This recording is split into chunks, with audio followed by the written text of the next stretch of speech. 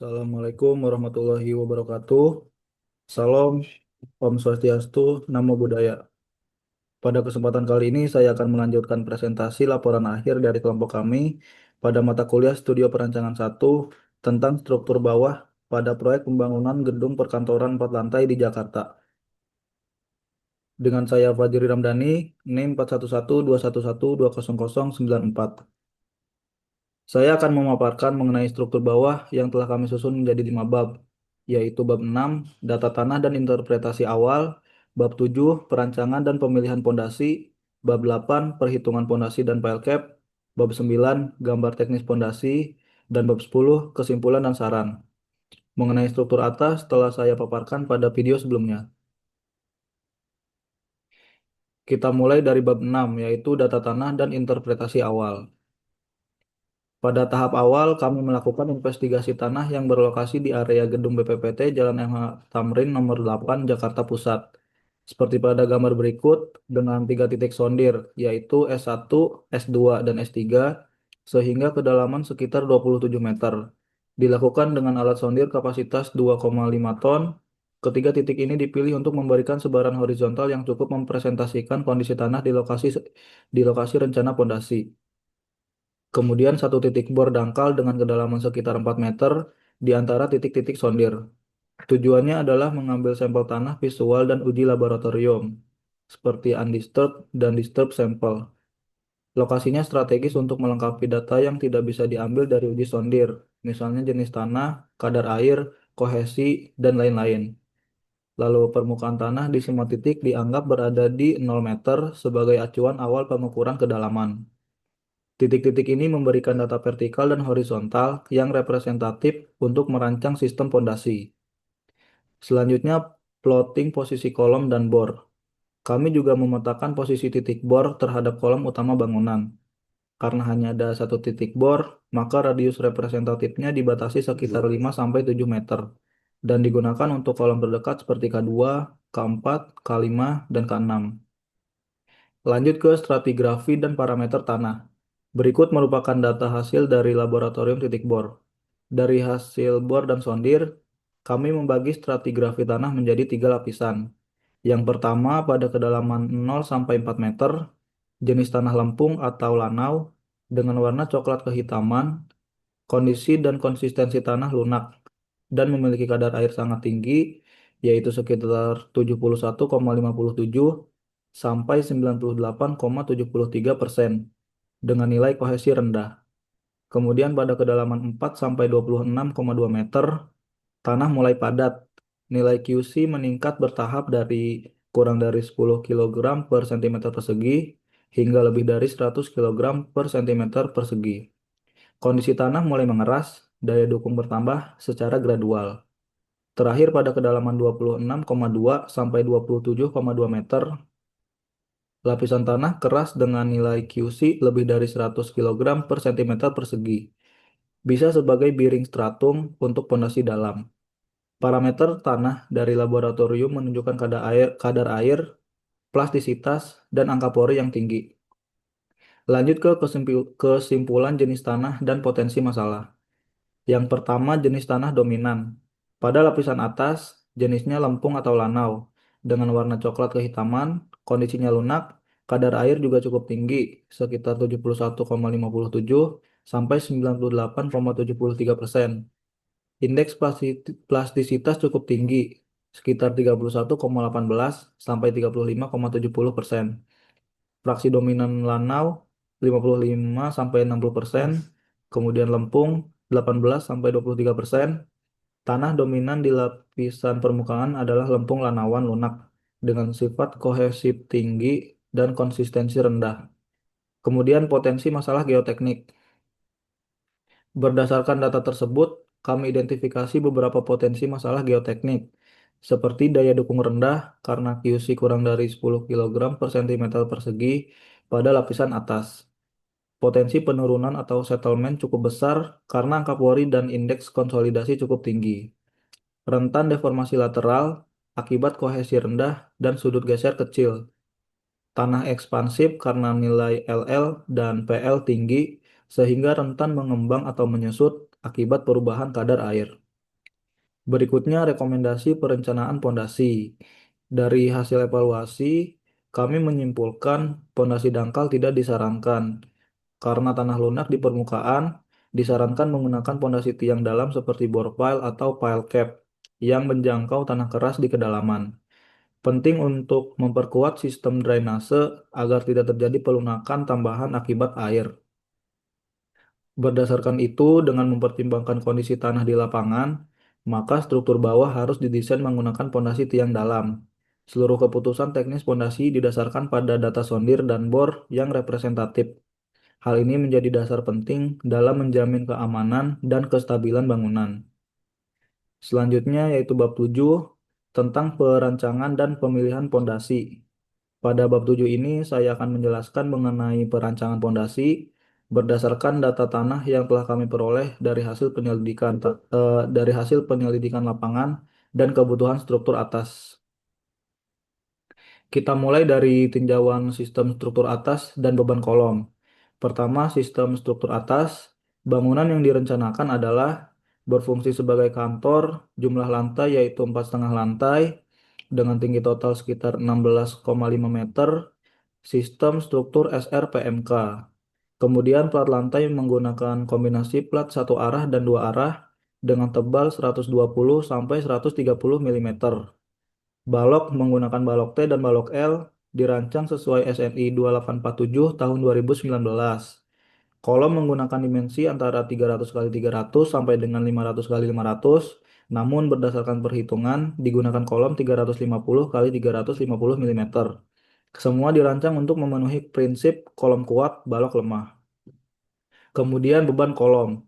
Beban yang bekerja dihitung berdasarkan beban mati atau DL terdiri dari beban sendiri struktur, yaitu beton 24 kN per meter kubik, tulangan 78,5 kN per meter kubik, dan beban tambahan seperti dinding, keramik, instalasi, dan lain-lain. Kemudian beban hidup atau LL sesuai fungsi ruang diambil dari SNI 1727 tahun 2020. Lalu beban gempa atau EL dianalisis menggunakan respons spektrum analisis berdasarkan SNI 1726 tahun 2019 dengan percepatan gempa SDS sama dengan 0,607 dan SD1 sama dengan 0,548. Contoh perhitungan kolom C1 dengan dimensi 350 kali 350 mm, beban total PU dari etaps menghasilkan kebutuhan tulangan longitudinal 2.500 mm persegi, yaitu 8 tulangan dengan diameter 20 dan sengkang diameter 10 dengan jarak 200 mm. Sistem struktur atas yang digunakan adalah SRPMK dengan elemen struktur beton bertulang dan beban kolom mencakup kombinasi DL, LL, dan EL yang ditransfer ke pondasi, disesuaikan dengan kondisi tanah dan kedalaman tanah keras. Kita lanjut ke pemilihan tipe pondasi.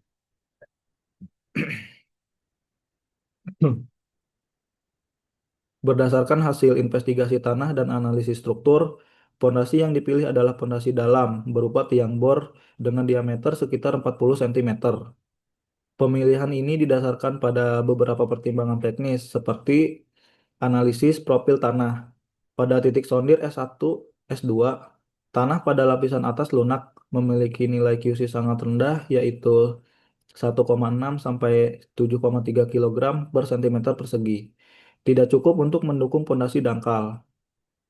Tanah keras mulai ditemukan pada kedalaman 14,4 meter untuk S1 dan 4,1 meter untuk S2. Data ini memberikan gambaran penting untuk menentukan jenis pondasi yang digunakan.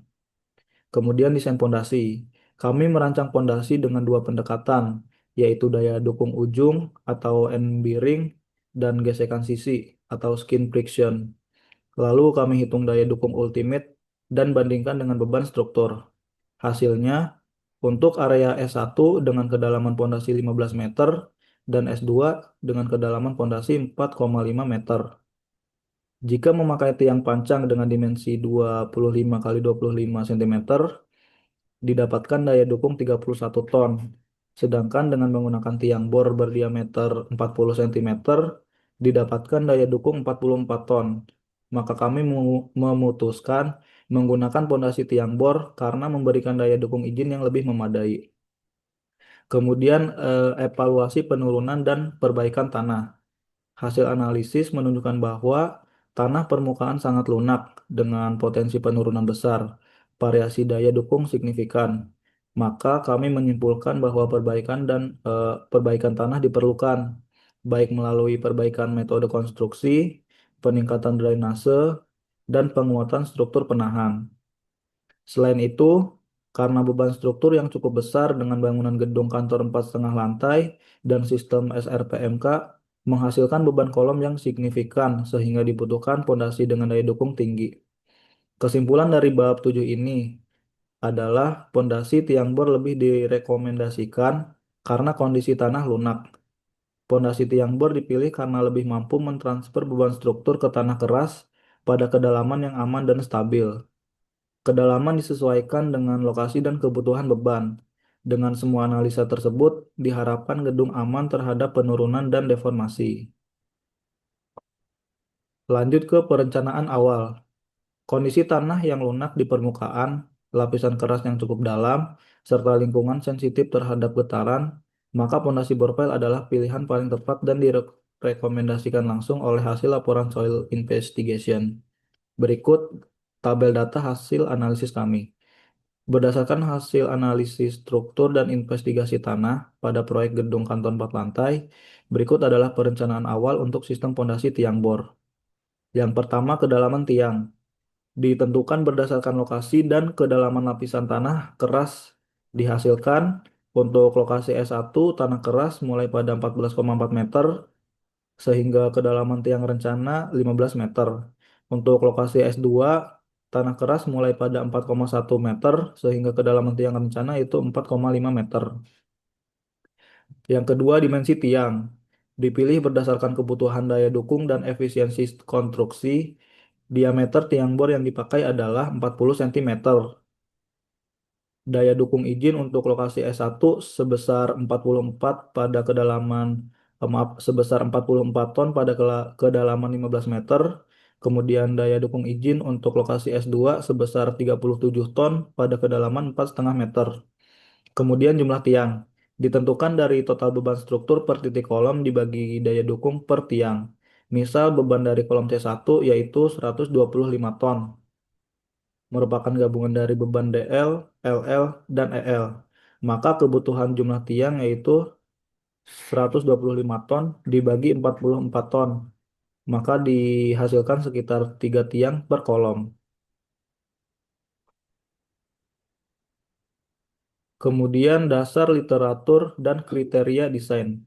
Berikut adalah tabel ringkasan dasar peraturan dan kriteria teknis yang digunakan dalam proyek ini. Untuk kriteria desain struktur dan desain pondasi, seperti yang dibahas sebelumnya, bisa dilihat pada data-data berikut.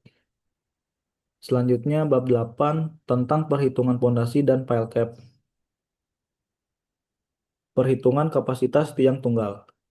Berikut data dasar pondasi. Jenis pondasi yang kami rancang adalah tiang bor atau bor pile dengan diameter 40 cm. Kedalaman tiang untuk lokasi S1 yaitu 15 meter, untuk lokasi S2 yaitu 4,5 meter. Data tanah dengan rata-rata nilai QC atau SPT untuk S1 yaitu 7,3 kg per cm persegi, untuk S2 1,6 kg per cm persegi. Kemudian nilai CU atau kohesi untuk S1 yaitu 40 sampai 200 kg per cm persegi. Untuk S2 yaitu 15 sampai 240 kg per cm persegi. Luas penampang tiang atau AB yaitu 0,1257 meter persegi. Keliling tiang sama dengan 1,256 meter. Kemudian panjang tiang atau L yaitu 15 meter. Dan faktor keamanan yaitu 2,5. Kemudian perhitungan kapasitas tiang tunggal dengan 3 metode. Kami menggunakan 3 metode atau 3 pendekatan. Yang pertama yaitu metode NSPT atau Meyerhof, menghasilkan QB 754,2 kilonewton, kemudian QS sebesar 565,2 kilonewton, lalu QU sebesar 1319,4 kilonewton, lalu QA sama dengan 527,8 kilonewton. Metode yang kedua yaitu metode QC atau Search Smart Man menghasilkan QB sebesar 91,76 kilonewton, kemudian QS 3440,1 kilonewton, QU sebesar 3531,86 kilonewton, dan QA sebesar 1412,7 kilonewton. Kemudian metode ketiga, metode CU, nafak atau terjagi, menghasilkan QB sebesar 1054,6 kilonewton, QS sebesar 1758,7 kilonewton, lalu QU sebesar 2813,3 kilonewton, dan QA sebesar 1125,3 kilonewton. Hasil akhir, daya dukung sangat tergantung dengan metode yang digunakan. Kita lanjut ke perhitungan kapasitas grup tiang dan efisiensi. Dengan evaluasi jumlah dan efisiensi grup tiang, asumsi yaitu diameter tiang 0,4 meter, kemudian spasi antar tiang yaitu 1,2 meter, beban struktur maksimum yaitu 1250 kilonewton. Kami gunakan nilai QA konservatif dengan metode Mayrhof yaitu 527,8 kilonewton atau 52,8 ton. Evaluasi beberapa konfigurasi grup tiang. Untuk grup 2x2 tidak cukup untuk beban 1250 kilonewton. Kemudian untuk grup 3x3 masih tidak cukup. Untuk grup 4x4 belum mencukupi. Untuk grup 5x5 hampir cukup. Dan untuk grup 6x6 mencukupi beban struktur. Dengan catatan jika kita menggunakan metode search mapman, maka grup 3x3 saja mungkin sudah cukup. Kemudian estimasi dimensi awal pile cap. Kami merancang bore pile, maaf, kami merancang pile cap untuk grup 6x6 dengan jumlah tiang 36, lalu jarak antar tiang 1,2 meter, panjang bentang antar sumbu terluar 6 meter, offset sisi 0,6 meter, jadi total dimensi horizontal sekitar 7,2 meter. Ketebalan efektif pile cap diperkirakan dari diagonal antar tiang dan cover beton 75 mm. Ketebalan total pile cap dihitung sesuai kriteria kekuatan dan kelenturan. Nah, berikut data dasar asumsi dan acuan. Kemudian sketsa dan rencana detail pile cap. Kami juga menyusun sketsa rencana, tampak atas dan potongan melintang pile cap, kemudian penempatan tiang, spasi, dan dimensi sesuai desain awal, yaitu spasi antar tiang 1,2 meter dan offset sisi 0,6 meter. Kesimpulannya, tiga metode perhitungan daya dukung memberikan hasil yang bervariasi. Jumlah tiang per grup sangat tergantung pada metode yang digunakan. Nah, grup 6x6 direkomendasikan berdasarkan pendekatan konservatif pile cap, dirancang berdasarkan susunan tiang dan ketentuan SNI. Saya lanjutkan ke bab 9 yaitu gambar teknis fondasi. Pada bab ini kami menyajikan seluruh gambar teknis yang terkait dengan elemen fondasi. Berikut adalah denah layout yang bore pile, kemudian denah layout pile cap, denah titik kolom, detail fondasi pile cap 1 dan 2, detail fondasi pile cap 3 dan 4, dan detail fondasi pile cap 5 dan 6. Pada bagian terakhir ini saya akan menyampaikan bab 10, yaitu kesimpulan dan saran dari perencanaan struktur atas dan bawah pada proyek gedung kantor 4 lantai plus atap yang telah kami kerjakan. Kesimpulan umum. Dari hasil analisis dan perhitungan, kami simpulkan bahwa sistem struktur atas menggunakan SRPMK dengan plat 2 arah, balok T dan L, serta kolom beton bertulang. telah dirancang mengacu pada standar SNI 2847, SNI 1726, dan SNI 1727. Beban gempa telah dianalisis dan hasil periode struktur digunakan sebesar 0,5809 detik sebagai dasar desain. Kondisi tanah di lokasi proyek menunjukkan tanah lunak pada permukaan atas dan mulai mengeras pada kedalaman 4,1 meter hingga 26 meter. Maka pondasi tiang bor dengan kedalaman 4,5 hingga 15 meter dipilih sebagai solusi terbaik berdasarkan hasil tes dan uji laboratorium.